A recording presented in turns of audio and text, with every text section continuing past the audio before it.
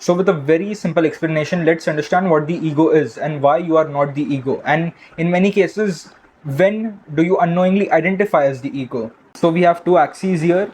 This is the higher ego, this is the lower ego.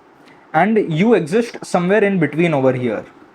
Many a times when people kind of tell you, or when people in general refer to ego, they refer to this higher ego, something which someone is not. So when someone outright upplays themselves, when someone egotistically does something, it is many a times just higher ego.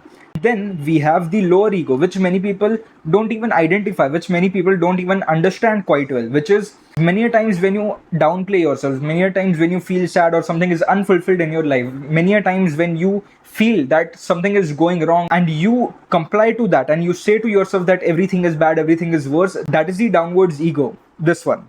In actuality, you are not even this, you are not even this, you are not even the upward ego, you are not even the downward ego, you are somewhere in between.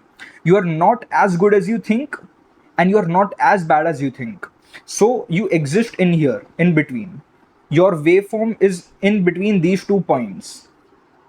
So this is your entire being. So stop considering yourself somewhat of such a great person or somewhat of a very bad person, which generally most people try to attach their identity towards to. So many a times when a person reflects, they think they are bad, or many a times when they reflect, they think they are the best. Yet you exist in between them. And even in this waves, there are high points and there are low points. Now, that doesn't mean that you just stay here, you just stay here. You always dance in between all of these things. And that is what the identification of the ego is and why the ego is not you. Because the ego is a fixated sense here and there. You are not fixated, you flow. You go through things. That's how you are. And that is what your identity is. Your identity is fluid. It flows with time, it develops with time. It is not something fixated like the ego.